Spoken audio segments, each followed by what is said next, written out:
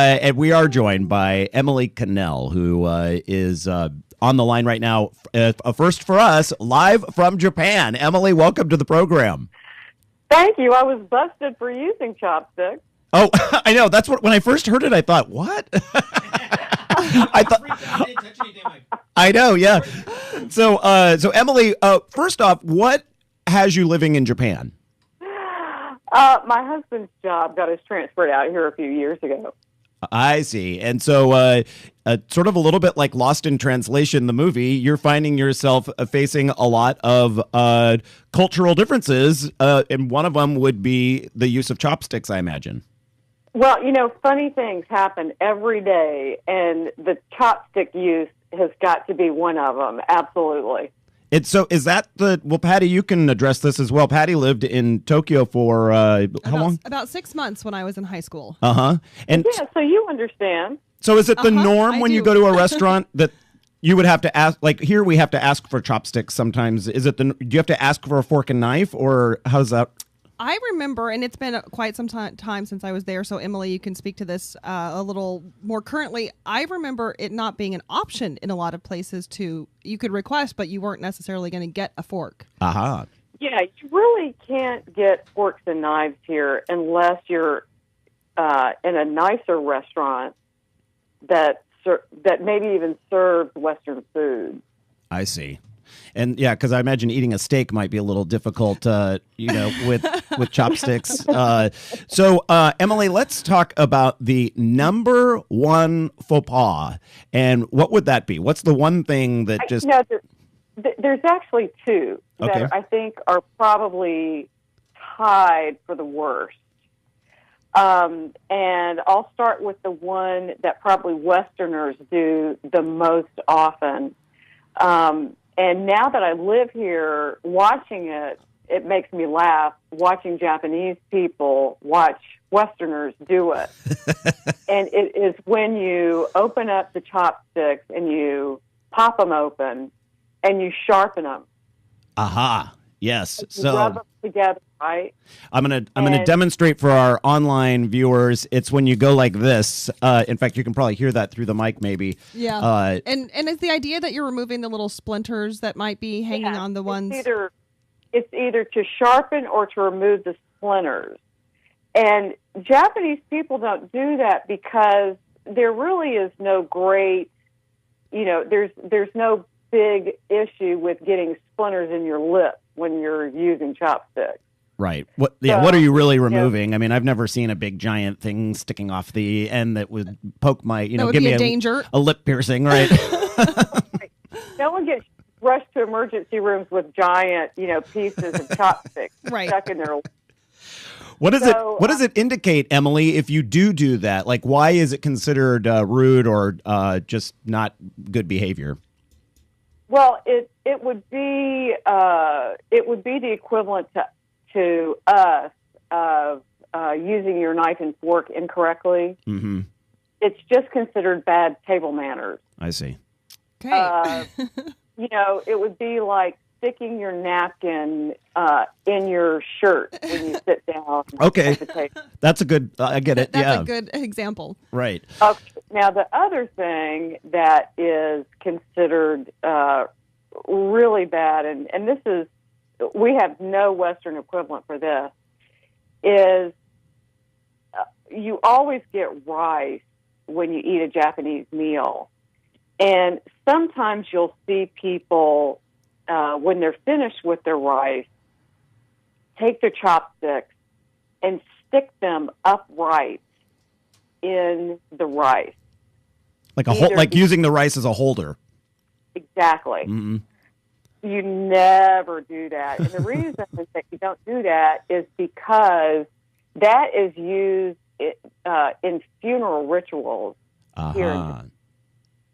So a lot of the chopstick no-nos actually come from things that are used during funerals. So it's okay to do some of these things, but only in a funeral setting. So when you're doing it at a restaurant, it's just bad taste. Right, exactly. I see. So another one that's used during funerals is if you take a pair of chopsticks and you want to give food to someone else at your table, let's say you want to give Patty a piece of chicken from your plate. I'm not sharing. So you don't obviously know Randall. No. Right. So you'd literally be passing chopstick to chopstick. Oh, here, Patty, you need to try this piece of chicken. And I'm like reaching over to give it to her, and then she grabs it with her chopsticks. Right. That also is something that you don't do. You would put it on another plate, and she would take it off that plate.